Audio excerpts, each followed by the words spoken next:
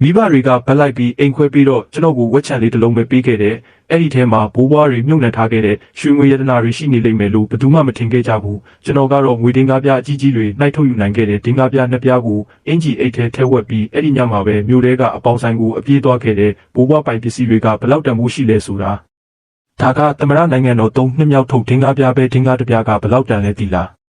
ရွာသားတွေနဲ့ဆွေမျိုးတွေအားလုံးတေချာနားထောင်ထားကြကျွန်တော်တို့ရွာကမြေယာရော်ကြီးရတော့မယ်လူဦးရေအလိုက်မြေကွက်တွေခွဲပြီးတော့မယ်အိုးချန်မျိုးနွယ်စုဝင်တွေမြေသိမ်းခံရရင်ချမ်းသာကြတော့မှာပဲမဟုတ်လားလူဦးရေအလိုက်ခွဲပေးမှာဆိုတော့ငါနဲ့ငါညီအေးမင်းအဲ့ဒီတကားဝမှာတွားရက်နေစမ်းမသိရင်ငါတို့အိမ်ရှိမှာထမင်းလာတောင်းစားနေတဲ့သူထင်ရတယ်ကျွန်တော်လေတဲ့ကအခုမှပြန်လာတာပါအဖေသား2ယောက်လုံးပြန်ရောက်ပြီဆိုတော့အိမ်ကိုဘယ်လိုခွဲမလဲဆိုတာသူတို့ကိုပြောပြလိုက်ပါတော့ဝန်ဆန်းမင်းဒီနှစ်ဆို14နှစ်ရှိပြီကိုဘွားကိုတော့အဆင်ပြေအောင်မလုပ်နိုင်တာမင်းကိုမင်းလည်းသိမှာပါရှောင်းကျွင်းကအခုမှ20ပဲရှိသေးတယ်အိမ်ကြီးကိုတော့ရှောင်းကျွင်းမိမယူဖို့ပေးလိုက်မယ်အိမ်သေးကိုတော့ငါနဲ့မင်းအမေနေမယ်ကြံတဲ့ဝက်ချန်ကတော့မင်းအတွက်ပေါ်ဝက်ချန်ကလူနေစရာနေရာမှမဟုတ်တာမင်းကြီးကငယ်သေးတယ်အိမ်ရင်ရှိဖို့လိုတယ်မင်းကအကူပဲသူ့ကိုလိုက်ရောပေးလိုက်ပါကွာဘာပြောတယ်ကျွန်တော်8နှစ်သားကလေးကလေထဲမှာအလုပ်လုပ်ခဲ့တာ10နှစ်သားမှအဖေနဲ့အတူအုပ်ဖို့ခဲ့တဲ့နေ့ကစပြီးအိမ်ကလည်း3ဧကကိုကျွန်တော်တယောက်တည်းလုပ်ခဲ့တာအခုကြမှကျွန်တော်ကိုဝက်ချန်ထဲမှာသွားနေခိုင်းတာလားအကိုပြောတာကတော့လွန်လွန်းနေပြီးရုပ်ဆိုးလိုက်တာဗျာအကိုနောက်တစ်ခါပြန်ပြောကြည့်ပါဦးငါပြောတာကမင်းကအတုံးမကျဘူးလို့ပြောတာအသက်34ရှိပြီးအခုထိမိဘအိမ်ခွဲပေးတာကိုမျှော်နေရတော့မဲရှက်ဖို့ကောင်းလိုက်တာဘသူကအတုံးမကျတာလဲချန်ဝန်ဆန်းမင်းကပိုလွန်လာပြီးဝက်ချန်ကလည်းဝက်ချန်နဲ့တူတာပဲဟာအဲ့ဒီအတိုင်းပဲလှုပ်လိုက်ဆိုစုဟဲငါကတကယ်ပဲအတုံးမကျတာလားဒါကတော့လွန်သွားပြီဘလောက်ပဲပတ်လိုက်ပါစေအဖေကမင်းကိုဝက်ချန်တဲ့အထိတော့မောင်းမထုတ်သင့်ဘူးမင်းအထဲမဝင်နဲ့ဦးမြစ်ပတ်လုံးနဲ့ဒီတခါတော့တကယ်လွန်သွားပြီဝန်ဆန်းကျမတို့ဒီမှာမနေတော့ဘူးကျမစုထားတဲ့ငွေ300ရှိတယ်မြို့ထဲသွားကြရအောင်မြို့ထဲမှာအိမ်ငားနေတာကတော့ဒီမှာနှိမ့်ဆက်ခံနေရတာထက်ပိုကောင်းပါသေးတယ်ဆိုဟဲ့မင်းငါကိုတစ်နှစ်လောက်စောင့်ပေးပါတစ်နှစ်အတွင်းမှာမင်းကိုဒီရွာမှာအကောင်းဆုံးအိမ်မှာနေစေရမယ်အခုတော့ဝက်ချန်မှာပဲနေရတော့မယ်မင်းဘာနဲ့အိမ်ဆောင်မှာလဲဒီမှာငွေတင်းကား1000ရှိတယ်တပြားကို300နဲ့ရောင်းရရင်တင်းကား1000ဆိုတာ3သိန်းပဲမင်းတို့ငါကိုဝက်ချန်ပေးလိုက်ပြီမဲ့ကောင်းကင်ကြီးကငါကိုရွှေတောင်ကြီးပြန်ပေးလိုက်ပြီးဒီနေ့ကစပြီးဘယ်သူမှငါကိုအထင်မသေးစေရဘူးဝန်ဆန်းမနှက်ဖြန်ကြရင်အဖေကမင်းကိုမြို့ထဲကဈေးကိုသွားပြီးအိမ်ပြောင်းရွှေ့ဖို့သဘောတူစာချုပ်မှာလက်မှတ်ထိုးခိုင်းတဲ့သဘောတူပြီးသားပဲလေလက်မှတ်ထိုးရမှာပေါ့ဒါပေမဲ့မင်းတို့ကငါ့ကိုစားလက်မှတ်ထိုးလို့မရဘူးဒီရှေးဟောင်းပစ္စည်းတွေကဘယ်လောက်တန်လဲဒါကသမရနိုင်ငံတော်3နှစ်မြောက်ထုတ်တင်းကားပြပဲတင်းကားတစ်ပြားကဘယ်လောက်တန်လဲသိလားဒီမှာငွေတင်းကား1000ရှိတယ်တပြားကို300နဲ့ရောင်းရတဲ့တင်းကား1000ဆိုရင်3သိန်းပေါ့မင်းတို့ကငါ့ကိုဝက်ချန်ပေးလိုက်ပြီမဲ့ကောင်းကင်နဲ့မြေကြီးကငါ့ကိုရွှေတောင်ကြီးပြန်ပေးလိုက်ပြီးဒီနေ့ကစပြီးဘယ်သူမှငါ့ကိုအထင်မသေးစေရဘူးချန်ဝန်ဆန်းအဖေကမင်းကိုမနှက်ဖြန်မျိုးထဲသွားပြီးအိမ်ပြောင်းဖို့လက်မှတ်ထိုးခိုင်းတယ်လက်မှတ်ထိုးမှာပေါ့ဘာကိုစောင့်နေမှာလဲဒါပေမဲ့မင်းတို့ကငါ့ကိုစားလက်မှတ်ထိုးလို့မရဘူးဘိုးဘွားပိုင်ပစ္စည်းတွေကဘယ်လောက်တန်လဲဒါကသမရနိုင်ငံတော်3နှစ်မြောက်ထုတ်တင်းကားပြပဲတင်းကားတစ်ပြားရဲ့တန်ဖိုးကမင်းရဲ့တဘွားစာလောက်ရှိတယ်ဆိုတာသိလားချန်ဝန်ဆန်းမင်းတို့မိသားစုအတွက်မြေယာရော်ကြီးကစုစုပေါင်း4000ရမယ်အတီးပြုတ်ဖို့ဒီမှာလက်မှတ်ထိုးလိုက်တာအဖေအချိန်မီရောက်လာပြီးမြန်ထိုးလက်မှတ်ထိုးပြီးရင်ရှောင်းကျွင်းကအိမ်သစ်ဆောက်ပြီးမိမယူရတော့မယ်ဒါကငါတို့ချန်မျိုးနွယ်စုရဲ့အရေးကြီးဆုံးကိစ္စပဲကျွန်တော်လက်မှတ်ထိုးပေးနိုင်ပါတယ်ဒါပေမဲ့ကျွန်တော်ရဲ့လေယာမြေနဲ့ရော်ချင်းငွေတွေကိုကျွန်တော်နာမည်နဲ့ပဲတိတက်လွှဲပေးရမယ်ဒီခွေးကောင်လေးကတော့လွန်လာပြီးအိမ်တွင်းရေးကိစ္စကိုမင်းကဆုံးဖြတ်ရမယ်သူလားငါမတည်သေးဘူးနော်ချန်ဝန်ဆန်းမင်းယူသွားပြီလားအရိုက်ခံခြင်းလို့လားမိဘတွေကမင်းကိုဒီလောက်ကြည့်အောင်ကျွေးမွေးထားတာထမင်းကျွေးထားတာတော့မလုံလောက်သေးဘူးလားမင်းညီစီကပစ္စည်းတွေကိုလူဖို့စူးစမ်းနေတာလားမင်းနဲ့တန်လို့လားမတန်ရင်လည်းအများကြီးမပြောနဲ့အမွေခွဲတာကလူဦးရေအလိုက်ခွဲရမှာကျွန်တော်ရတဲ့ရထိုက်တာကိုပဲကျွန်တော်ယူမယ်ကောင်းကင်တဲ့မြေကြီးမှာတရားမျှတမှုရှိပါသေးတယ်။အိုးငါဘဝကဘာလို့ဒီလောက်ဆင်းရဲဒုက္ခများရတာလဲကြားကိုကိုယ်တိုင်မွေးမိတာလားဝန်ပလွေကိုမွေးမိတာလားမသိဘူးငငယ်ကလေးကငါပေးတဲ့အစားအသောက်အဝတ်ထည်တွေကိုသုံးပြီးကြီးလာတော့ညီရင်ခောက်စီကပစ္စည်းတွေကိုလူချင်နေတာလားမိုးချိုးပြစ်မှာမကြောက်ဘူးလားအမေရိုးရိုးတတပြောစမ်းပါဒီနှစ်တွေမှာဒီမိသားစုကိုဘသူကထောက်မပေးထားခဲ့တာလဲဝန်ဆန်းက8နှစ်သားကလေးကလဲလဲဆင်းခဲ့တာ10နှစ်သားမှအဖေနဲ့အတူအုပ်ဆက်ယုံမှာအလုပ်လုပ်ခဲ့တဲ့ပစ္စည်းတွေတရတာပြင်ပန်းလုံးလို့တွေးအံတဲ့အထီတောင်မနာရဲခဲ့ဘူးအိမ်ကလင်ငါးကွက်ကိုထွန်ရက်တာကနေရိတ်သိမ်းတဲ့အထိသူတယောက်တည်းလုပ်ခဲ့တာရှောင်းကျွင်းကအသက်18နှစ်ရှိပြီးမင်းတို့သူ့ကိုဆိုင်ကယ်ဝယ်ပေးခဲ့ကြတဲ့ဝန်ဆန်းက3နှစ်ပတ်လုံးစုထားတဲ့မင်္ဂလာဆောင်စည်းတွေကိုတော့မင်းတို့ကအတင်းယူခဲ့ကြတဲ့ဝန်ဆန်းမင်္ဂလာဆောင်မှုကြတော့မင်းတို့မှာငွေတပြားမှမရှိဘူးလို့ပြောခဲ့ကြတဲ့သူ့ဘာသာသူနီလန် ရှာခိုင်းခဲ့ကြတယ်အခုအိမ်ပြောင်းရတော့မယ်ဆိုတော့မင်းတို့ကသူ့ကိုအိမ်ကောင်းကောင်းလေးတောင်မပေးပဲမိုးယိုနေတဲ့ဝက်ချံအစုပ်လေးပဲပေးကြတယ်မင်းတို့ဒါကိုဘလို့တောင်ပြောထွက်ကြတာလဲမရှက်ကြဘူးလားဒီချံမျိုးနွယ်တွေကြားထဲမှာမင်းကဘာမို့လို့ဝင်ပြောနေတာလဲမင်းသာမြောက်ပေးမပေးရင်ငါအကူကအိမ်သားတွေနဲ့ရန်သူဖြစ်ပါမလားကြည်စံမင်းတို့ကငါတို့မျိုးနွယ်စုရဲ့ငွေတွေကိုလိမ်ယူခြင်းနေကြတာပဲမင်းသူ့ကိုနောက်တစ်ခွန်းထက်ဆဲကြည်စံကျွန်တော်ချံဝန်ဆန်းဒီဘဝမှာမင်းတို့နှိပ်စက်တာကိုခံခဲ့ရတာတော်လောက်ပြီးသူ့ကိုထပ်ပြီးနှိပ်စက်ဖို့မမျှော်လင့်နဲ့တော့ဟန်ဆောင်မနေပါနဲ့တော့ငွေလိုချင်လို့မဟုတ်လားကိုအကျင့်ကိုအရင်ကြည့်ဦးမင်းကိုငွေနဲ့ပေးလိုက်ရင်တော့မင်းကထိန်းထားနိုင်မှာမဟုတ်ဘူးဒီအိမ်ကထွက်သွားရင်ဝက်ချန်ထဲမှာအိတ်လို့တောင်ပြောမှာမဟုတ်ဘူးစုဟဲစီကိုဘလို့မျက်နှာနဲ့လာရှာအောင်ပါလဲအမွေခွဲချင်သေးတယ်လားမင်းမှာအရေးချင်းရှိရင်အိမ်ကလူတွေကိုအာမကိုနဲ့လေကိုပါတာရှာဖွေစမ်းပါမင်းကိုမင်းတန်ဖိုးရှိတဲ့သူလို့ထင်နေတာလားအိမ်ပြောင်းရွှေ့ကြီးလောက်ကူတော့ကျွန်တော်မမတ်ပါဘူးငါကတော့ဘာဖိုးတန်ပစ္စည်းများလဲလို့ကြီးနီပြတပြားပဲကိုမင်းရွှေတောင်ငွေတောင်ကြီးများတူးဖော်ရမိတယ်ထင်နေတာလားဒီကစားစရာကဘလောက်တန်မှမို့လို့လဲငါဆက်ပြားလားတစ်ချက်လားအောက်စီနှလုံးလောက်ပဲဝယ်စားလို့ရမှာပါဒါကဒင်္ဂအဟောင်းတပြားပဲဟာငါခုတင်အောက်မှာတော့အုတ်ခဲတွေဝတ်ထားသေးတယ်အဲ့ဒါကိုတော့ယတနာလို့ခေါ်နေသေးတယ်လောကကြီးကိုတကယ်မမြင်ဘူးတာပဲဟင်းကျွန်တော်လက်မှတ်ထိုးပေးမယ်ကျွန်တော်နာမည်နဲ့ရှိနေတဲ့လေယာမြေနဲ့ရော်ကြီးငွေအားလုံးကိုတပြားမှမယူပဲရှောင်းကျွင်းကိုအကုန်ပေးလိုက်မယ်ဒါပေမဲ့ကျွန်တော်မှာအခြေအနေနှစ်ခုရှိတယ်မင်းတို့အခုလူများရှိမှသဘောတူရမယ်ဒါဆိုရင်ကျွန်တော်အခုပဲလက်မှတ်ထိုးပေးမယ်သဘောမတူရင်တော့ဒီအတိုင်းပဲဆွဲထားမယ်ဒီရော်ကြီးစာချုပ်ကိုဘယ်သူမှလက်မှတ်ထိုးရဘူးမမျှော်လင့်တဲ့အကိုတကယ်ပြောတာလားအကုန်ပေးမှလားဝန်ဆန်းငါသားမင်းလျှောက်ပြောနေတာမဟုတ်ဘူးမလားတကယ်ပါရှောင်းကျွင်းကိုအကုန်ပေးလိုက်မယ်ကောင်းပြီပြောစမ်းမင်းလက်မှတ်ထိုးမယ်ဆိုရင်နှစ်ချက်မကလို့30ချက်ဆိုရင်တော့ငါအကုန်လိုက်ရောမယ်ပထမအချက်ကမင်းတို့ကျွန်တော်ကိုပေးထားတဲ့ဝက်ချန်နဲ့အဲ့ဒီထဲမှာရှိတဲ့မြက်ပင်တစ်ပင်အုတ်ခဲအုတ်ကျိုးအားလုံးဟာကျွန်တော်ချန်ဝါဆန်းတယောက်တည်းရဲ့ပိုင်ဆိုင်မှုဖြစ်ရမယ်ထာဝရပေါ်ဒီနေ့ကစပြီးမင်းတို့ချန်မျိုးနယ်စုဝင်တွေတယောက်မှအထဲကိုခြေတလန်းတောင်မလန့်ရဘူးအထဲကပစ္စည်းတစ်ခုကိုမှမထိရဘူးဝက်ချန်ငါကတော့ဘာကြီးကျယ်တဲ့အခြေအနေများလဲလို့ခေါမိုးယိုနေတဲ့ဝက်ချန်အစုပ်လေးပဲမဟုတ်လားယူသွားဝန်ဆန်းမင်းအတွက်ရွာကတက်တေတောင်ရှာပေးလိုက်အောင်မယ်တလုံးနဲ့တင်မကဘူး30လုံးဆိုရင်တောင်ပေးတယ်ဟုတ်တယ်အဲ့ဒီဝက်ချန်ကမူလကလေးကမင်းပိုင်တာပဲလေအားလုံးမင်းပိုင်တာပေါ့နောက်ဆိုငါတို့ချန်မျိုးတွေခြေတလန်းတောင်မလန်းပါဘူးဟာမှန်တယ်ဒုတိယအချက်ကရော်ကြီးစာချုပ်လက်မှတ်မထိုးခင်လူအများရှိမှသဘောတူစာချုပ်အရင်ရေးရမယ်ပြီးတော့လက်ပွေနှိပ်ရမယ်ရွာကအတွင်းရေးမှုနဲ့ဆွေမျိုးတွေကိုတက်တေအဖြစ်ဖိတ်ရမယ်မင်းကတော့တကယ်ကိုအောက်တန်းကြတာပဲရွာနီးကျုပ်ဆက်ကဆွေမျိုးတွေကမင်းကိုမိဘအပေါ်မတိတတ်တဲ့သားလို့ဆဲကြမှာမကြောက်ဘူးလားဟုတ်တယ်ကျွန်တော်ကိုမတိတတ်တဲ့သူလို့ဆဲကြပါနှစ်သားကလေးကကျွန်တော်လည်းဆင်းပြီးအလုပ်လုပ်ခဲ့တာမင်းတို့အဲ့ဒီချက်ကလေးနှစ်ကောင်ကိုကိုွေးချီထားတော့ကခါကျိုးမှာမကြောက်ခဲ့ကြဘူးလားဆဲနှစ်သားကလေးကကျွန်တော်အုပ်ဆက်ယုံမှာအုပ်တွေတည်ခဲ့ရတာပင်ပန်းလုံးလို့မျက်စိပြပြီးလဲကျသွားတော့ကမင်းတို့ကဟင်းရည်ပူပူလေးတစ်ခွက်တောင်လာမတိုက်ခဲ့ကြဘူးအဲ့ဒီတုန်းကရောခါကျုံမှာမကြောက်ခဲ့ကြဘူးလားကျွန်တော်3နှစ်ပတ်လုံးစုထားတဲ့မင်္ဂလာဆောင်စည်းတွေကိုမင်းတို့လူယူခဲ့ကြတယ်အိမ်ခွဲပြီးတော့လဲရှောင်းကျွင်းကိုအင်ကြီးပေးပြီးကျွန်တော်ကိုတော့ဝက်ချန်တစ်လုံးပဲပေးခဲ့ကြတယ်အဲ့ဒီတုန်းကရောခါကျုံမှာမကြောက်ခဲ့ကြဘူးလားဝန်ဆန်းမင်းအရှိန်လုံးမနေနဲ့ဦးဒီကိစ္စကိုငါတို့ပြန်စဉ်းစားကြရအောင်စုဟဲကျွန်တော်အရှိန်လုံးနေတာမဟုတ်ဘူးအဖေပါကိုတိုးဆုံနေတာလေသူ့ကိုမြန်ပြန်ဖြေလိုက်လေလက်မှတ်ထိုးပြီးရင်မြေယာနဲ့ငွေတွေအားလုံးကျွန်တော်ဟာဖြစ်တော့မှာမဟုတ်ရင်သူစကပြန်ပြင်သွားရင်ဘယ်လိုလုပ်မလဲအဖိုးကြီး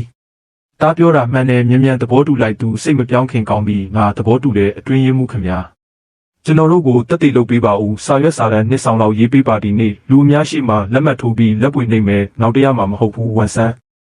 မင်းတေချပြီလား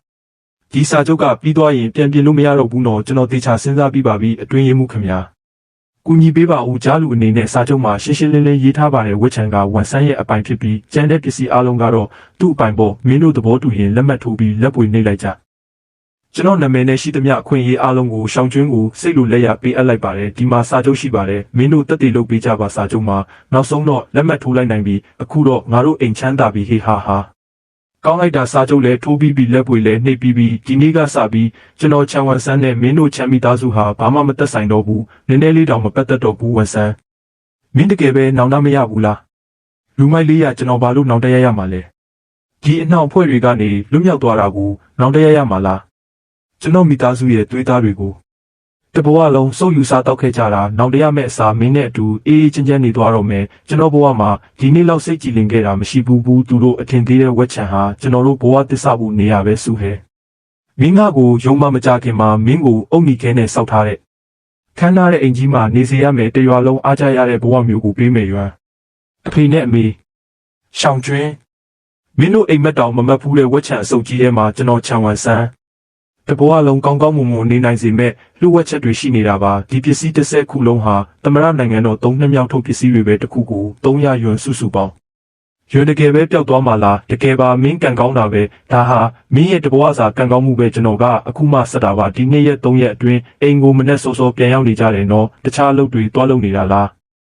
ကိုတိတ်ပြီးမပင်ပန်းစေနဲ့ဦးဝက်ချန်ထဲမှာအိပ်ရမယ်ဆိုရင်တော့မင်းနဲ့အတူငါလိုက်မှာပါစုဟဲငါဒီရွာမှာမနေချင်တော့ဘူးမင်းကိုမြို့ထဲခေါ်သွားပြီးဆိုင်လေးတစ်ဆိုင်ဖွင့်ပေးချင်တယ်ငါငွေနဲ့စုမိထားပြီးတွားစမ်းကြည့်ရအောင်အ ਨੇ ဆုံးတော့ဒီရွာမှာနှိမ့်ဆက်ခံနေရတာထက်ပိုကောင်းပါတယ်ကျွန်တော်တို့အတူရှိနေရင်လဲလောက်တာတစ်ခုတည်းနဲ့လဲအစင်မပြေနိုင်ဘူးမြို့ထဲရောက်ရင်ဘာလုပ်နိုင်မှာလဲမကြခင်ငွေကုန်သွားမှာပဲကျွန်တော်တို့မှာအိမ်ပြန်လန်းတော့ရှိမှာမဟုတ်တော့ဘူးလမ်းဆိုတာကိုယ်တိုင်ဖောက်ရတာပါထိုင်ဆောင်နေလို့ဖြစ်လာတာမဟုတ်ဘူးကျွန်တော်ချန်ဝမ်ဆန်းဟာဒီအသက်ကိုရင်းပြီးတော့မင်းကိုဒုက္ခမရောက်စေရဘူးငါ့ကိုတစ်ခါတော့ယုံပေးပါတော့ရမလားမင်းတို့ကြားလိုက်ကြလားစုဟေကိုမြို့ထဲခေါ်သွားပြီးစီးပွားရေးလုပ်မလို့လေလားယူသွားပြီးထင်တဲ့အိမ်နဲ့အဆက်တွေဖြတ်ပြီးဝက်ချန်ထဲမှာနေရတာစိတ်ဖောက်ပြန်သွားပြီလားအနာဂတ်မရှိတဲ့အောက်တန်းစားကဆိုင်ရှင်လုပ်ချင်နေသေးတယ်ပေါ့ငါအထင်တော့ဒါစုဟေကိုလိန်ခေါ်သွားတာပဲစုဟေရဲ့အမေကလည်းသူ့သမီးကိုမတားတတ်ဘူးလားမသိဘူးတကယ်နှမျောဖို့ကောင်းလိုက်တာကောင်းမွန်တဲ့ဘဝကိုမယူဘဲဘာမှမရှိတဲ့သူနောက်ကိုလိုက်သွားမယ်တဲ့နောက်မှမင်းငိုနေရမယ်ငါမင်းကိုပြောထားမယ်စုဟဲချာဝန်ဆန်းနောက်ကိုလိုက်ဖို့မစင်စားတဲ့သူကအင်ဂျီမဲ့အောက်တန်းစားပဲမင်းသူ့နောက်လိုက်သွားရင်ဒီဘဝတော့ပြက်ပြီပဲအမေဒီဘဝမှာသမီးဝန်ဆန်းနဲ့မယူရလဲရပါတယ်သူကအောက်တန်းစားပဲဖြစ်ဖြစ်သမီးသူ့နောက်ကိုလိုက်သွားမယ်သမီးလေးအမေစကားနားထောင်စမ်းပါမိုက်မဲတာတွေမလုပ်ပါနဲ့အမေလူကောင်းတစ်ယောက်ရှာထားပေးတယ်ဘေးအိမ်ကလူပဲသူတို့မှာစိုင်သေးလေးရှိတယ်အခြေအနေကအရန်ကောင်းတယ်မင်းအဲ့ဒီကိုရောက်သွားရင်တတောင်းတတနေရမှာပါသူ့နောက်လိုက်ပြီးလေးတိုက်ခံနေရတာထက်အများကြီးတာပါတယ်စုဟဲသမီးပါလို့ထွက်လာတာလဲအဖေနဲ့အမေတီးသွားပြီလားစုဟဲဒါကသမီးစုထားတဲ့ငွေစုဘူးလေးမဟုတ်လားဒီလောက်အကြာကြီးစုထားတာလားကျွန်တော်ဒါကိုမယူနိုင်ပါဘူးသမီးရဲ့ငွေကကျွန်တော်ငွေပဲကျွန်တော်ငွေကသမီးရဲ့ငွေပဲကျွန်တော်တို့နှစ်ယောက်အတူရှိနေရင်ဘယ်အခက်ခဲမဆိုကြော်ဖြတ်နိုင်ပါတယ်စုဟဲမင်းကိုငါဘယ်တော့မှစိတ်မပြတ်စေရဘူးဟာချန်ဝမ်ဆန်းတော်လာတာပေါ်သူများသမီးကိုငွေနဲ့လိမ်ပြီးခေါ်သွားဦးမလို့လားမင်းမဘလောက်အရေးချင်းရှိလို့လဲတကယ်တော့မိမစီကကတ်စားနေတဲ့အောက်တန်းစားပဲစုဟဲမင်းမိဘတွေကမင်းကိုအလကားကျွေးမွေးခဲ့တာပဲဒီအောက်တန်းစားနောက်ကိုလိုက်သွားဖို့နောက်မှငိုနေရရင်တော့မြန်မြန်ပြန်လာခဲ့သူ့နောက်ကိုရှောက်လိုက်ပြီးအလိမ်မခံရစေနဲ့ငါမင်းကိုပြောထားမယ်ချန်ဝမ်ဆန်းဒီနေ့မင်းဒီကနေထွက်သွားရင်အပြင်မှာငက်တည်ရင်တော့ငါချန်မီသားစုရဲ့တကားကိုလာမခေါင်းနဲ့စိတ်ချပါလက်မှတ်ထိုးထားပြီးသားပဲအပြင်မှာတေးရမယ်ဆိုရင်တော့ကျွန်တော်ဒီအိမ်တကားကိုပြန်မလာဘူးကျွန်တော်ချန်ဝမ်ဆန်းဒီမှာပြောထားမယ်တစ်နှစ်အတွင်းမှာကျွန်တော်လူတော်တိုးအောင်မလုပ်နိုင်ရင်ဒီရွာကိုဘယ်တော့မှပြန်မလာဘူးဟာမင်္ဂလာလူတော်တိုးအောင်လုပ်ဦးမယ်ပေါ့မင်းမျိုးတွေကလမ်းပေါ်မှာရက်တည်နိုင်ခဲ့ရင်ငါချန်ဆောင်ကျွင်းဒီလိုနေရာဆိုးမှနေရတာမပင်ပန်းပါဘူးမင်းရှိတဲ့နေရာကငါအတွက်အိမ်ပဲစုဟဲမင်းစိတ်ချပါမင်းကိုကောင်းမွန်တဲ့ဘဝမျိုးပေးနိုင်အောင်ငါစူးစမ်းမယ်မင်းကိုငါနောက်လိုက်ပြီးတဘဝလုံးဒုက္ခမရောက်စေရဘူးဒီဟင်းသီးဟင်းရွက်တွေကလက်ဆက်သားပဲငါကိုနှစ်ပိတ်တာလောက်ချိန်ပေးစမ်းငါတို့ဟင်းသီးဟင်းရွက်တွေရောင်းထွက်ပါမလားဟိုဘေးကဆိုင်ကိုကြည့်ဦးသူတို့မှာထောက်တယ်ရရှိနေပြီငါတို့ဟင်းသီးဟင်းရွက်တွေကသူများထက်ပိုလက်ဆက်တယ်ဈေးလဲပိုချိုတဲ့ရောင်းထွက်မှာတေးချပါတယ်လူငယ်လေးအတိရောက်လာတာလားစီကန်းတွေကိုသိရလားဒီဈေးမှာဆိုရင်ငါတို့ကိုစက်ကြီးပေးရမယ်တစ်လောက်ကို100ရွမ်မပေးရင်ဒီမှာရောင်းဖို့မမျှော်လင့်နဲ့ကျွန်တော်ကိုယ်ဆိုင်ကိုဖွင့်ထားတာပါကျွန်တော်ရှာထားတဲ့ငွေတွေကပင်ပန်းရှာထားရတာစက်ကြီးတပြားမှမပေးနိုင်ဘူးမင်းတို့ရန်ဖြစ်ချင်ရင်လည်းကျွန်တော်အဆုံးထိတိုက်ခိုက်မယ်ဒါပေမဲ့မင်းတို့ကျွန်တော်ကိုထိခိုက်အောင်လုပ်မယ်ဆိုရင်တော့ကျွန်တော်အလျှော့ပေးမှာမဟုတ်ဘူးဝန်ဆန်းကူညီပါဦးသူ့ဆိုင်ကိုတွားမောက်လိုက်စမ်းတော့ကောင်းလေမင်းစောင့်ကြည့်နေလိုက်ဘလို့လဲနာသွားလားကျွန်တော်တို့ဒီမှာဆိုင်မဖွင့်တော့ပဲရွာကိုပဲပြန်ကြရအောင်လူဒီလောက်လေးနာတာဘာဖြစ်လဲကျွန်တော်တို့အခုမှရောက်တာလေဒီအတိုင်းပြန်စုပ်လို့မရဘူးမင်းစိတ်ချပါဒီကိစ္စကိုငါဖြေရှင်းနိုင်ပါတယ်ငါသိတဲ့ဒီလူမိုက်တွေကဘာမှမဟုတ်တဲ့ကောင်တွေပါရွာနီးကျုပ်ဆက်မှာဈေးတယ်တွေစီကစက်ကြီးရှောက်ကောက်နေကြတာညီလေးစိတ်ချပါဒီကိစ္စကိုငါဖြေရှင်းပေးမယ်ဝန်ဆန်းမဟုတ်တော့ဘူးကျွန်တော်မင်းစီကစက်ကြီးမကောက်တင်တော့ဘူးမင်းရဲ့ဆိုင်တွေကိုဖျက်ခိုင်းမိတာတောင်းပန်ပါတယ်ဒါကထမင်းဖို့ပါယူထားလိုက်ပါနောက်ဆိုမင်းကိုလာပြီးပြဿနာမရှာတော့ပါဘူးဝန်ဆန်းမင်းတကယ်တော်တာပဲအဲ့ဒီအချက်မရှိတဲ့သူတွေကကျွန်တော်တို့ကိုနှိပ်စက်လာတာနှစ်အတော်ကြာပြီးမင်းတယောက်ပဲ သူတို့ကိုထိတ်တက်ရင်ဆိုင်ရဲတာဒါတွေအားလုံးကငါအကူကူညီပေးလို့ပါနောက်ဆိုဈေးတွေကလူတွေအားလုံးအပြန်အလှန်ကူညီကြရအောင်ဆိုတယ်ကြည်စမ်းမင်းရဲ့အဝတ်ထည်ရောင်းတဲ့လုပ်ငန်းကဘလို့လဲအင်းဒီဟင်းရွက်ရောင်းတာထက်ပိုကောင်းတာပေါ့ဟုတ်တာပေါ့အခုမြို့ထဲမှာအလုပ်သမားတွေအများကြီးပဲလူငယ်တွေကအဝတ်စားတစ်တွေဝေးရတာဝါသနာပါကြတယ်အင်ဂျီတစ်ထည်ရောင်းရရင်အမျက်ကအများကြီးရတယ်ဟင်းဒီဟင်းရွက်ရောင်းတာထက်အများကြီးပိုမြင့်တယ်ငါနားလည်ပြီးမြို့ထဲကအဝတ်ထည်လက်ကားစည်းမှာပစ္စည်းတွေကဈေးရမ်းချိုတယ်ဒါဆိုရင်ငါတို့အဲ့ဒီကနေပစ္စည်းယူပြီးရောင်းကြမယ်မြို့ထဲကဈေးမှာအဝတ်ထည်ဆိုင်ဖွင့်ရင်ဟင်းဒီဟင်းရွက်ရောင်းတာထက်ပိုရောင်းကောင်းမှာတေချာတယ်အကူဘာလို့ကျမထောက်ခံပါတယ်ကျမတို့မှာပစ္စည်းယူဖို့ငွေလုံလောက်ပြီးအဆင်မပြေရင်လည်းဟင်းဒီဟင်းရွက်ပြန်ရောင်းတာပေါ့လူငယ်လေးပထမဆုံးအချိန်လာလာလေဒီအဝတ်စားတွေကအတစ်တွေကြီးပဲရင်းနှီးရတာကတစ်ထည်ကို9 ရွမ်ပဲရှိတယ်မင်း20 ရွမ်နဲ့ပြန်ရောင်းလို့ရတယ်အမြက်ကတေချာပေါက်ရမယ်ငါအမခံနဲ့အထည်900ပဲယူလိုက်ဝန်ဆန်းဒီပစ္စည်းတွေကအကုန်ပျက်စီးနေတာပဲရောင်းလို့မရတော့ဘူးငါအမားပါငါအရန်လောသွားတယ်ပစ္စည်းတွေကိုတေချာမစစ်ဆေးခဲ့မိဘူးဆိုတယ်တောင်းမှန်ပါတယ်ငါတို့ငွေတွေအကုန်ဆုံးရှုံးသွားပြီးရပါတယ်ငွေမရှိရင်ပြန်ရှာလို့ရတာပဲလူဘာမှမဖြစ်ရင်တော်ပါပြီအကိုကိုအပြစ်မတင်ပါနဲ့ဘသူမဆိုမှားတတ်တာပဲရွံရမလားလာကြည့်ကြပါဦးဒီအဝတ်စားတွေကအရေးသွေးအရန်ကောင်းတဲ့လက်ကားဆိုင်ကပစ္စည်းတွေထက်အများကြီးတာတယ်ဈေးကလည်းချိုးလိုက်တာနောက်ဆိုမင်းစီမှာပဲလာဝယ်တော့မယ်ဝန်ဆန်းရဲ့လုပ်ငန်းကမစိုးဘူးပဲငွေတွေအများကြီးရှာနိုင်မှာပဲအခုတလောလက်ထဲမှာငွေပြက်နေလို့2000 ရွန်လောက်ပေးစမ်းမှာချန်ဆောင်ကျွင်းအဲ့ဒီတော့ငါတို့ညီကိုအဆက်အသွယ်ဖြတ်ဖို့လက်မှတ်ထိုးခဲ့ကြပြီးပြီလေငါနဲ့မင်းကညီကိုမဟုတ်တော့တာကြာပြီးငါငွေကိုဘာလို့မင်းကိုပေးရမှာလဲဘာလို့လဲဆိုတော့မင်းကငါအကိုဖြစ်နေလို့ပေါ့အဆက်အသွယ်ဖြတ်ထားရင်တော့မင်းငါကိုကျွေးမွေးရအောင်မှာပဲဒီငွေကိုဒီနေ့မင်းပေးရမယ်မပေးရင်မင်းဆိုင်ကိုငါနေ့တိုင်းလာဖြည့်ဆည်းမယ်မင်းကိုစီးပွားရေးလုပ်လို့မရအောင်လုပ်မယ်ဟမ်မင်းငါဆိုင်ကိုဖြည့်ဆည်းရဲလားစမ်းကြည့်လေအခုပဲရဲကိုအကြောင်းကြားလိုက်မယ်အကြောင်းကြားလေရဲကဘသူဘက်ကနေမလဲကြည့်ရတာပေါ့စုဟဲရဲကိုဖုန်းဆက်လိုက်စမ်းမင်္ဂလာပါခင်ဗျာဒီမှာလူတယောက်လာပြီးပြဿနာရှာနေလို့ပါမလာကြပါနဲ့ဦးမင်းတို့ဘာလို့မလို့လဲမင်းတို့ငါကိုဖမ်းလို့မရပါဘူးဟင်းချန်ဆောင်ကျွင်းကိုရဲ့လုပ်ငန်းကိုတော့တစ္ဆာဖောက်ပြီးပြဿနာလာရှာရဲသေးတယ်ပေါ့မင်းမစီကံမရှိဘူးလားသူ့ကိုခေါ်သွားပြီးတေချာဆုံးမလိုက်ကြဆန်းဦးငါဘဝကဘာလို့ဒီလောက်ဒုက္ခများရတာလဲတာကြီးကငွေရှာနိုင်ပြီဆိုတော့ညီရင်းရဲ့အသက်ကိုတော့ဂယုမဆိုင်တော့ဘူးမိခင်ရင်းကိုတော့အတိမတ်မပြုတော့ဘူးအားလုံးလာကြည့်ကြပါဦးချန်ဝန်ဆန်းငါမင်းကိုပြောထားမယ်မင်းအဆက်အသွယ်ဖြတ်စာချုပ်မှာလက်မှတ်ထိုးထားပေမဲ့မင်းကငါသားပဲရှောင်းကျွင်းကမင်းရဲ့ညီရင်ပဲမင်းသူ့ကိုကြည့်ရှုရမယ်မဟုတ်ရင်ငါမင်းကိုနေ့တိုင်းလာပြီးပြဿနာရှာမယ်အားလုံးကြည့်ပေးကြပါဦးဒါကအဲ့ဒီတုန်းကရွာကလူတွေနဲ့ဆွေမျိုးတွေရှိမှလက်မှတ်ထိုးခဲ့တဲ့စာချုပ်ပါရော်ချင်းငွေနဲ့လေယာမြေအားလုံးကိုရှောင်းကျွင်းကိုပေးခဲ့ပြီးပါပြီကျွန်တော်သူတို့နဲ့အဆက်အသွယ်အကုန်ဖြတ်ထားပြီးသားပါတယောက်နဲ့တယောက်ဘာမှမသက်ဆိုင်တော့ဘူးအခုကျွန်တော်ငွေနဲ့နဲ့ရှာနိုင်တာကိုမြင်တော့သူတို့ကနေတိုင်းလာပြီးငွေတောင်းနေကြတဲ့အားလုံးပဲဆုံးဖြတ်ပေးကြပါဦးဒါကကျိုးချောင်းစီရောရဲ့လားအဆက်မရှိလွန်ရကြနေပြီသူကမင်းတို့နဲ့အဆက်အသွယ်ဖြတ်ထားပြီးပြီပဲရော်ချင်းငွေတွေလည်းအကုန်ပေးခဲ့ပြီးပြီအခုမှလာတောင်းနေသေးတယ်လားသူငွေရှာရတာပင်ပန်းလာပါပြီမင်းတို့မိသားစုကတော့တွေးဆုပ်တာမရက်နိုင်ကြသေးဘူးလားဟာအိုးမျက်စိနောက်စရာတွေပဲဝန်ဆန်းနောက်ဆုံးတော့ကျွန်တော်တို့မှာကိုပိုင်ဆိုင်လေးရှိပြီးပြင်မှာနေပူတဲ့မိုးထဲမှာရောင်းနေစရာမလိုတော့ဘူးကြည်စမ်းဆိုင်နာမည်ကိုငါပေးထားတယ်မျောလင်းကျတဲ့ငါနဲ့စုဟဲရဲ့ဆိုင်ပေါ့မင်းကတော့ဝါညီလေးမင်းတကယ်တော်တာပဲမျိုးထဲရောက်တာနိုင်ဝက်တောင်မရှိသေးဘူးမဟုတ်ဘူးတနစ်ခွဲတောင်မရှိသေးဘူးစိုင်ဖွင့်နိုင်ပြီပေါ့ငါမင်းအတွက်တကယ်ဝမ်းသာပါတယ်ဒါတွေအားလုံးကအကူနဲ့လူတိုင်းကူညီပေးလို့ပါနောက်လဲအားပေးကြပါဦးဟာဝန်ဆန်းဘာတွေတွေးနေတာလဲဘာမှမဟုတ်ပါဘူးကျွန်တော်တို့ဒီထက်မကကြီးကျယ်အောင်လုပ်နိုင်မယ်လို့ခံစားနေရလို့ပါဝန်ဆန်း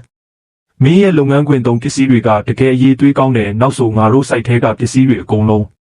မင်းစီမှာပဲယူတော့မယ်ကျေးဇူးတင်ပါတယ်အကိုလီဒါပေမဲ့အကိုလီကျွန်တော်မေးပြရစီအခုစိုက်ထဲက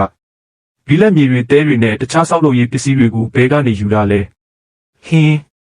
မြို့ထဲကနေတဲလာရတာဈေးကလည်းကြီးတယ်တဲယူဈေးကလည်းမြင့်တယ်မြို့ထဲမှာယုံကြည်ရတဲ့ဆောက်လုပ်ရေးပစ္စည်းလက်ကားဆိုင်မရှိသလောက်ပဲနေတိုင်းကောင်းကိုက်နေရတယ်ကျွန်တော်နားလဲပါပြီအကိုလီလာဆိုရင်ကျွန်တော်ပြန်ပါဦးမယ်လမ်းမှာတတိထားသွားဦးဆောက်လုပ်ရေးပစ္စည်းလုပ်ငန်းကကျွန်တော်တို့တိတ်မတိသေးဘူးလေပြီးတော့ရင်းနှီးရတာလည်းအများများတယ်အကယ်၍မရှိတော့ပါဘူးစိုက်အတွက်လိုအပ်တဲ့ပစ္စည်းတွေကိုကျွန်တော်စုံစမ်းထားပြီးသားပါအမျက်ကတော့တေချာပေါက်ရမှာပါရှုံးမှာမဟုတ်ပါဘူးဝန်ဆန်းဒါဆိုရင်ကျေးဇူးတင်ပါတယ်ဗျာဟုတ်တယ်အဲ့ဒီလိုပဲဖြစ်တင်တာအဝေးကြီးသွားရမယ်ဆိုရင်လေကိုတတိထားဦးလူငယ်လေး ကိုယ်စလဲပေးဖို့ကငါတို့မှာလက်ကားကုန်တဲ့ကြီးတွေရှိပြီးသားမင်းကနေကစိုင်းသေးလေးပဲတတ်မှတ်ချက်တွေနဲ့မကိုက်ညီဘူးမင်းဒီလောက်ပမာဏကိုလည်းမနိုင်ပါဘူးဒါကြောင့်ငါတို့ဒီမှာအချိန်မဖြုံးကြရအောင်စက်ယုံမှုခင်ဗျာကျွန်တော်တို့မျိုးကအခုမြို့သစ်စီမံကိန်းတွေအကြီးအကျယ်လုပ်နေတာပါစိုက်ပေါင်း30ခုကျော်တပြိုင်တည်းစတင်နေပြီးဂရင်းတွေညမ်းတွေနဲ့အရန်စီကားနေတာစောက်လို့ရပစ္စည်းလိုအပ်ချက်ကတစ်နှစ်ပတ်လုံးရော့သွားမှာမဟုတ်ဘူးအနည်းဆုံးတန်ချိန်ထောင်နဲ့ချီပြီးလိုမှာပါဒါကဈေးကွက်အကြီးကြီးပဲကျွန်တော်အာမခံပါတယ်ပထမလမှာတင်ဘီလက်မြေတန်း900ရောင်းပေးနိုင်ရမယ်အကယ်၍မလုပ်နိုင်ရင်ကျွန်တော်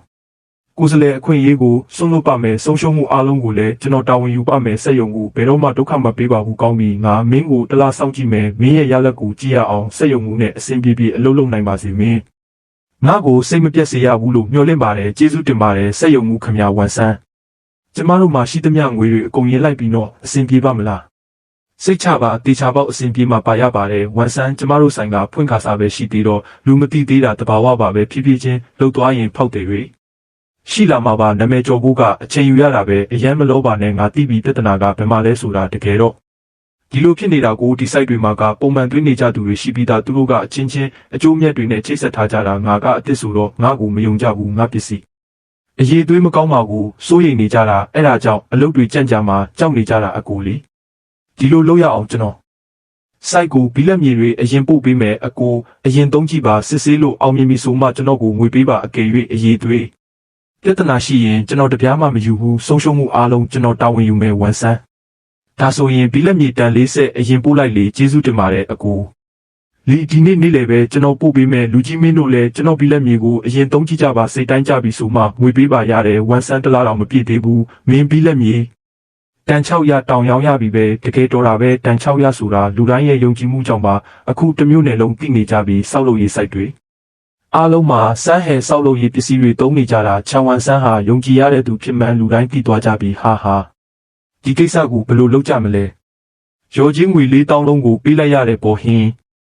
းတကယ်ကိုညံကောင်းတဲ့သူပဲအခုလောင်းကစားကျွေးက3000ကျော်တင်နေပြီဒီလူလိန်ကောင်းငါဘလို့သားမျိုးကိုမွေးမိတာလဲငွေတွေမြ мян ပြန်မဆက်နိုင်သေးဘူးလားဟိုဘက်ကမင်းရဲ့ခြေတော့ကိုချိုးပစ်လိုက်မယ်နော်တီးခဲ့ရင်ရော်ချင်းငွေအကုန်လုံးကိုသူ့ကိုမပေးခဲ့တင်ဘူးချက်ဆောင်ကျွင်းမင်းငါတို့ကို3000ပေးဖို့ကြံသေးတယ်နော်ဒီနေ့မပေးရင်မင်းရဲ့အိမ်ကိုအရင်သိမ်းရလိမ့်မယ်ဘာသိမ်းမှလဲဒါငါအိမ်ပဲမင်းတို့ထွက်သွားကြစမ်းအခုချက်ချင်းအိုးဟေး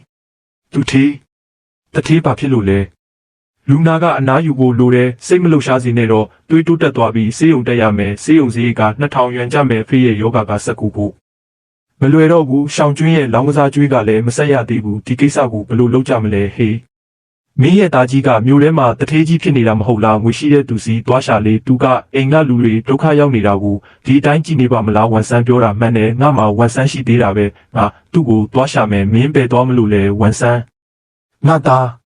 းမေတောင်းမှန်ပါတယ်အဖေကိုကူညီပါဦးမင်းရဲ့ညီလေးကိုလည်းကူညီပါဦးနောက်ကြရင်လူသေးသွားနိုင်တယ်အမေအရင်ထိုင်ပါဦးအဲ့ဒီတုန်းကကျွန်တော်တို့အဆက်အသွယ်ဖြတ်ခဲ့ကြပြီလေတယောက်နဲ့တယောက်ဘာမှမသက်ဆိုင်တော့ဘူးမင်းတို့ကိစ္စကိုကျွန်တော်မတက်နိုင်တော့ဘူးအမေမှန်သိပါပြီအရင်ကအမေမင်းပေါ်မကောင်းခဲ့တာအမေမျက်စိကွယ်ခဲ့လို့ပါဒါပေမဲ့ဆေးရုံခုတင်ပေါ်မှာလဲနေတာကမင်းရဲ့အဖေရင်းပဲလေမင်းမကူညီရင်သူတကယ်မရှင်းနိုင်တော့ဘူးဝန်ဆန်းအမေတောင်းပန်ပါတယ်အဖေကိုကူညီပါဦးဝန်ဆန်းဘာပဲပြောသူကမင်းရဲ့အဖေပဲလေလူအသက်ကဘာထက်မဆိုအရေးကြီးပါတယ်ဒီတခါတော့ကူညီလိုက်ပါဦးဒီမှာ9000ရော2000ကိုအဖေဆေးရုံစည်းအတွက်3ပါကျန်တဲ့3000ကိုတော့ချန်ဆောင်ကျွင်းရဲ့လောင်းကစားကျွေးဆက်လိုက်ပါတာဟာနောက်ဆုံးအကြိမ်ကူညီတာပဲဒီနေ့ကစပြီးကောင်းကင်ကြီးပြူကျလာရင်တော့ကျွန်တော်စီလာမရှာပါနဲ့တော့ကျွန်တော်တို့အဆက်အသွယ်ပြတ်သွားပါပြီကျေးဇူးတင်ပါတယ်တားအမေနောက်ဆိုမင်းကိုလာပြီးဒုက္ခမပေးတော့ပါဘူးဟာတထေးချံကကျွန်တော်ကိုစိတ်မပြတ်စေဘူးပဲကျွန်တော်တို့အကြာကြီးလက်တွဲသွားနိုင်ဖို့မျှော်လင့်ပါတယ်အားနာစရာကြီးဗျာဟာမြို့ထဲမှာအကိုတို့လိုလူတွေစောင့်ရှောက်ပေးနေတာကျွန်တော်စိတ်အေးရတာပေါ့ဆိုင်ရှင်မင်းကြီးဆိုင်ရှင်ချံကငငယ်ရွယ်ရွယ်နဲ့တကယ်ကိုအရေးချင်းရှိတာပဲမြို့ထဲရောက်တာတစ်နှစ်ကျော်ပဲရှိသေးတယ်လုပ်ငန်းကဒီလောက်ကြီးနေပြီးကျွန်တော်တို့လိုကုန်တယ်ကြီးတွေတောင်အရှုံးပေးရတော့မယ်အားလုံးကချီးမိုးလို့နေပါပြီကျွန်တော်ကကံကောင်းလို့အချိန်ခါနဲ့ကြိုက်သွားတာပါနောက်ဆိုရင်လည်းအားလုံးပဲကူညီဆောက်ရှောက်ပေးကြပါဦးဒီနေ့လည်းဆိုင်ရှင်ချံကမိုးချုပ်တဲ့အထိအလုပ်များနေပြန်ပြီးမြင်လက်စေးပြီးထမင်းစားရအောင်ဟင်းတွေအေးကုန်တော့မယ်ပါလေဆိုင်ရှင်ချံကဒီကိုထက်လာပြန်ပြီလားကျွန်တော်ကတော့အရင်ကချံဝန်ဆန်းပါပဲဘာမှမပြောင်းလဲပါဘူးအန်ကယ်လီကျွန်တော်ရွာကလမ်းတွေကိုပြင်ပေးခြင်းနဲ့ကုန်ကြစည်အားလုံးကျွန်တော်တာဝန်ယူပါမယ်ဝန်ဆန်းမင်းတကယ်ပြောတာလား ရွာကလမ်းကိုပြင်ဖို့မင်းတကယ်ငွေထုတ်ပေးမှလားအန်ကယ်လီကျွန်တော်ဒီရွာမှာကြီးပြင်းလာတာပါဒီလမ်းကချိုင်းခွက်တွေနဲ့ဖြစ်နေတာနှစ်အတော်ကြာပြီးမိုးရွာရင်တွားလို့မရဘူးကလေးတွေကြောင်းသွားရတာလဲဒုက္ခရောက်ကြတယ်အခုကျွန်တော်မှတက်နိုင်တဲ့အင်အားရှိပြီဆိုတော့ရွာအတွက်တစ်ခုခုလုပ်ပေးချင်တာပါရွာသားတွေအားလုံးနားထောင်ကြပါဝန်ဆန်းကကျွန်တော်တို့ရွာကလမ်းတွေကိုပြင်ပေးမယ်တဲ့ငွေအားလုံးကိုသူတယောက်တည်းထုတ်ပေးမှလည်းတကယ်လားအရင်ကဝန်ဆန်းကိုကျွန်တော်တို့ကြွယ်ရမှာအတင်းပြောခဲ့ကြတာတွေကိုစိတ်ထဲမထားပါနဲ့တော့ဟုတ်တယ်ဝန်ဆန်းမင်းကတကယ်စိတ်ထားကောင်းတာပဲရွာကလူတွေကိုမမေ့ဘူးပဲကျေးဇူးများကြီးတင်ပါတယ်ဝန်ဆန်းအရင်ကငါတို့ပါဆက်တရမ်းခဲ့တာတွေကိုတောင်းပန်ပါတယ်အားလုံးပဲအိမ်နီးနားချင်းတွေပဲလေပြီးခဲ့တာတွေလည်းပြီးပါစေတော့ကျွန်တော်တို့ကရွာသားချင်းတွေပဲဟာကျွန်တော်ရွာအတွက်လမ်းပြင်ပေးတာကလှုပ်တဲ့လှုပ်ထိုက်တာပဲလေမတိလိုက်ပဲအိပ်ပျော်သွားတယ်ငှက်တန်တွေအနှံ့ပြကြားနေရတဲ့ဒီကြောင်းလေးကစောက်ထားတာအနှစ်20ကျော်ပြီးအခုတော့ဟောင်းနှံပျက်စီးနေပြီးရွာမှာလည်းပြင်ဖို့ငွေမရှိတော့ကလေးတွေကမတိလိုက်ပဲအိပ်ပျော်သွားတယ်ကျေးဇူးတင်ပါတယ်အာချန်အကူကျွန်တော်မှားတော့ပါပြီအရင်ကဖြစ်ခဲ့တာတွေအားလုံးကကျွန်တော်အမားတွေပါကျွန်တော်ဟာလူမဟုတ်တဲ့ကောင်ပါအကိုကိုဒုက္ခပေးခဲ့တယ်အကိုသွေးကိုစုပ်ခဲ့တဲ့အဖေနဲ့အမေကိုမြောက်ပင်ပြီးအကိုကိုနှိပ်စက်ခဲ့မိတယ်အကိုတောင်းပန်ပါတယ်ကျွန်တော်ကိုတစ်ခါလောက်ကူညီပါဦးမင်းကငါနဲ့အဆက်အသွယ်ဖြစ်မယ်လို့ပြောခဲ့တာမဟုတ်လားငါကအတုံးမကျတဲ့အမိုက်လို့ပြောခဲ့တာမဟုတ်လားဘာလို့အခုမှငါ့ကိုအကိုလို့ခေါ်နေတာလဲအကိုကျွန်တော်မိုက်မဲခဲ့လို့ပါကျွန်တော်လမ်းမခဲ့မိတဲ့အိမ်ပြောင်းရွှေ့ကြီးတွေလည်းအကုန်ကုန်ပြီးလောင်းကစားကျွေးတွေလည်းတင်နေတော့မဲအခုအဖေနဲ့အမေကလည်းကျွန်တော်ကိုဂယုမဆိုင်တော့ဘူးကျွေးရှင်တွေကလည်းနေတိုင်းလိုက်နေကြတယ်ကျွန်တော်ဆက်မသွားနိုင်တော့ဘူးကျွန်တော်ဟာလူရုပ်မှာပါကျွန်တော်မှမှန်းသိပါပြီနောက်ဆိုလောင်းကစားမလုပ်တော့ပါဘူးအလုပ်ကိုကောင်းကောင်းလုပ်ပြီးလူတစ်ပြန်ဖြစ်ပါမယ်အကိုကျွန်တော်ကိုအခွင့်အရေးတစ်ခါလောက်ပေးပါဦးအရင်ထားလိုက်ပါဦးမင်းကိုအခွင့်အရေးပေးနိုင်ပါတယ်ဒါပေမဲ့မင်းရဲ့ကျွေးတွေကိုတော့ကျွန်တော်တပြားမှမဆက်ပေးဘူးကျွန်တော်ဆိုင်မှာအလုတ်သမားတယောက်လိုနေတဲ့မင်းအလုပ်ကိုကောင်းကောင်းလုပ်နိုင်ရင်တစ်လကို300ယွမ်ပေးမယ်အလုပ်လုပ်ချင်ရင်ဒီမှာနေပြီးကျွေးတွေကိုကိုယ့်ဘာသာဆက်ပါအလုပ်မလုပ်ချင်ရင်တော့အခုပဲထွက်သွားတော့နောက်ဆိုကျွန်တော်စီလာမရှာနဲ့တော့ဟုတ်ကဲ့ကျွန်တော်လုပ်ပါမယ်အလုပ်ကိုအကောင်းဆုံးလုပ်ပါမယ်ပြင်းမနေတော့ပါဘူးလောင်းကစားလည်းမလုပ်တော့ပါဘူးဝန်ဆန်းရောက်လာပြီးအလုပ်မလုပ်ချင်ရင်ထွက်သွားစမ်းဒီမှာလာမရှုံးတဲ့တတိချံအခုမင်းရဲ့ညီလေးကလူတခြားစီဖြစ်သွားပြီးတော့အလုပ်ကိုအရန်ကြိုးစားတယ်မပြင်းတော့ဘူးမစိုးတော့ဘူးဟာစုဟဲမင်းမမိသေးလားအဲ့ဒီတော့ငါဝက်ချန်ထဲမှာငါမင်းကိုပြောခဲ့တာလေတစ်နှစ်အတွင်းမှာမင်းကိုဒီရွာမှာအကောင်းဆုံးအိမ်မှာနေစေရမယ်လို့ငါလုံနိုင်ခဲ့ပြီးကျမမှတ်မိတာပေါ့အမြဲတမ်းမှတ်မိနေပါတယ်လူမိုက်လေးတကယ်တော့ကျေးဇူးတင်စကားပြောရမှာကကျမအားကိုးရမယ့်နေတဲ့အချိန်မှာတော့မင်းကကျမပေးမှာနောက်မဆုတ်ပဲရက်တီပေးခဲ့လို့ကျေးဇူးတင်ပါတယ်ငါ့ကိုယုံမှမင်းမရှိရင်ဒီနေ့ငါဆိုတာရှိလာမှာမဟုတ်ဘူးဒါကဘာလဲဒါတွေကဘယ်ကနေရောက်လာတာလဲဒါကအဲ့ဒီတုန်းကငါဝက်ချန်ထဲကနေတူးထုတ်ခဲ့တဲ့ငွေတွေလေမျိုးထဲမှာစီးပွားရေးစဖို့ရင်းနှီးခဲ့တဲ့ငွေတွေပေါ့ပြီးတော့ပထမဆုံးအကြိမ်အလိန်ခံရတုန်းကနဲ့နောက်ပိုင်းအရှုံးပေါ်တုန်းကရော်ကြီးပေးခဲ့တာတွေအားလုံးကဒီငွေတွေထဲကပဲအခုဒီမှာအကုန်ရှိနေပြီပါလို့ကျမကိုအစကတည်းကမပြောခဲ့တာလေငါကမင်းကိုဒီငွေတွေကြောင့်ပဲကောင်းကောင်းနေရတယ်လို့မထင်စေချင်လို့ပါငါရဲ့အရေးချင်းနဲ့လည်းမင်းကိုကောင်းမွန်တဲ့ဘဝမျိုးပေးနိုင်တယ်ဆိုတာကိုတက်တည်ပြချင်လို့ပါမင်းလူမမခဲ့ဘူးဆိုတာကိုငါသိစေချင်လို့ပါလူအေးလေးမင်းမငွေရှိမရှိငါကတော့မင်းနောက်ကိုပဲလိုက်မှာပါဒီဘဝတင်မကဘူးနောက်ဘဝတွေမှာလည်းမင်းနောက်ကိုပဲလိုက်မှာပါဝန်ဆန်းစုဟဲဒီဘဝမှာငါပြင်ပန်းခဲ့တယ်လို့နှိပ်စက်တာလည်းခံခဲ့ရတယ်ဟုတ်တယ်မင်းပဲမင်းကငါဘဝတဲကိုရောက်လာတဲ့အလင်းရောင်ပဲငါဝက်ချန်ထဲမှာနေရပြီးလူတိုင်းကအထင်သေးနေချိန်မှာတော့မင်းကငါဘေးမှာရှိနေခဲ့တယ်ငါဒုက္ခရောက်နေချိန်အလိန်ခံရချိန်တွေမှာလည်းမင်းကငါ့ကိုအမြဲယုံကြည်ပေးခဲ့တယ်စုဟဲဒီနှစ်တွေမှာငါမင်းကိုပြောချင်ခဲ့တာကငါမင်းကိုချစ်တယ်မင်းကိုတဘဝလုံးစောင့်ရှောက်သွားချင်တယ်ငါကအကောင်းဆုံးလူမဟုတ်ရင်တော့ငါမှရှိသမျှအရာအလုံးနဲ့မင်းကိုစိတ်နှလုံးအကျွမ်းမဲ့ချစ်သွားပါမယ်မင်းကျွန်တော်ကိုလက်ထပ်မလားကျမလက်ထပ်ပါမယ်ဝန်ဆန်းကျမလက်ခံပါတယ်ຫນွေဥရာတီရောက်လာပြီဝန်ဆန်းစုဟဲမင်းတို့မင်္ဂလာဆောင်တော့မယ်ဆိုတာကြားတယ်ဝန်ဆန်းအရင်ကအဖေမင်းအပေါ်မကောင်းခဲ့တာတွေအတွက်အဖေမခဲ့ပါတယ်မင်းကိုနှစ်ပေါင်းများစွာနှိပ်စက်ခဲ့မိတယ်အဲ့ဒီပစ္စည်းတွေကိုကျွန်တော်လက်ခံပါတယ်မင်္ဂလာဆောင်တဲ့နေ့မှာမင်းတို့လာချင်ရင်လာခဲ့ကြပါမင်္ဂလာရက်လာတော့ကြပေါ့အရင်ကကိစ္စတွေလည်းထားလိုက်ပါတော့နောက်ဆိုရင်ကိုဘွားနဲ့ကိုကောင်းကောင်းနေကြရအောင်သားမင်းတကယ်ပဲစိတ်ထဲကထားလိုက်ပြီလားဟုတ်တယ်ထားလိုက်ပါပြီတယောက်နဲ့တယောက်မုန်းတီးနေရတာလည်းပင်ပန်းလာပါပြီအခုကျွန်တော်မှမင်းရှိနေပြီဆိုတော့တော်ပါပြီဟာညီကိုမိတ်ဆွေများခင်ဗျာ